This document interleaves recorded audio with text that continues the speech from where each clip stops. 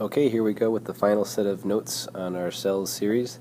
This one I'm calling the conclusion. This is a little bit of a hodgepodge. We're going to talk about how cells can move around, what plant cells have that animal cells don't have, and finally we're going to talk about cellular organization and how a cell or a group of cells can be organized to create something as complex as an organism such as you or me. And then finally some non-membrane bound organelles that you would see in an animal cell. That are mostly used for structure and movement, things made out of protein, or parts of the cytoskeleton. Cyto means cell, and skeleton, you guys know what that is. So a cytoskeleton are just protein filaments that provide structure and support for the cell. So in this diagram you can kind of see this little jagged thing here. You see lots of little wavy lines in there. These are giving the shell some shape, so it's not just a total blob. It's got these little bits of protein in there. They also help move things around. Think of kind of like tracks that a railroad would move along, kind of tracks that the vesicles would move along. Another part of the cytoskeleton are the centrioles. Right, these guys right here are the centrioles. These guys help in cell division in animal cells. There's also cilia, which are numerous short hair-like filaments on the outside of a cell that help it move around. So these are used for movement. And this guy over here with all the cilia kind of use like little oars to help it move all around. The other option, if you want to be mobile, would be having a flagella. So these are fewer in number than cilia, but they're much longer, like these guys right here, and these guys kind of whip around and help the cell move that way. One important thing to remember is you always see cilia or flagella in a diagram of a cell, but not every cell has cilia or flagella, right? Some cells don't move. Cells in your eyeball do not have cilia or flagella because they don't need to move anywhere. They're perfectly happy being in your eyeball. So not every cell has the ability to move, so not every cell has cilia or flagella. So moving on to plant cells, which are mostly pretty similar to animal cells. Like I said before, they have a cell membrane just like animal cells, but they also have a cell wall. So this guy would have the cell wall on the outside, and you can see this cut away a little bit. You got the cell membrane right there. So it's got a cell membrane on the inside. The cell wall provides structure and support. The cell membrane is what's deciding what really enters or exits. Plant cells also have an organ called, or an organelle called a vacuole, which is the big guy right here in the center. It's basically a big vesicle that usually contains enzymes and lots of water, so it's often very large. Sometimes you see pictures of cells, it'll take up like 90% of the inside space, because obviously the cells need a whole lot of water. Another plant-only organelle would be chloroplasts. So that's these green guys right over here. There's a chloroplast.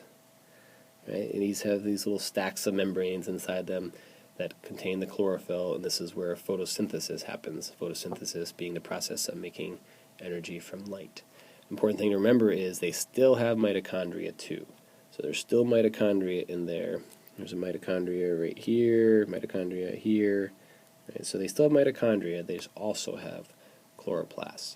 In addition to that, it's important to remember that they have pretty much all the other organelles that an animal cell has as well. They've got the nucleus, they've got the smooth ER, they've got the rough ER, they've got the Golgi. They don't really have the cilia or the flagella because they're not really moving, and they don't have centrioles for cell division either, but everything else is pretty much the same. So we've been talking about the different cells and all the different parts of the cells and how they keep the cell alive. They have lots of different important jobs. But how do you go from a cell, which is something that's alive, the smallest unit of life, to something that's much larger, much more complex, like you? Basically, we do that through organization. Things are all organized and working together to accomplish certain jobs. So the first level of organization would be a tissue. So a tissue just being a collection of similar cells.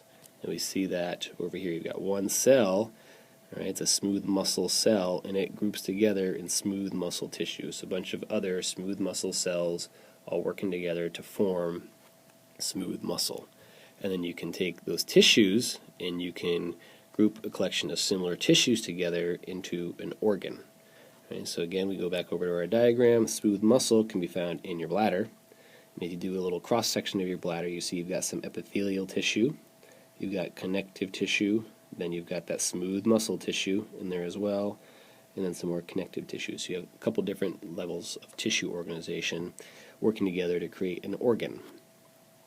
And then you can probably see where we're going with this. A collection of organs is called an organ system. All right, so it's a collection of organs with a similar function.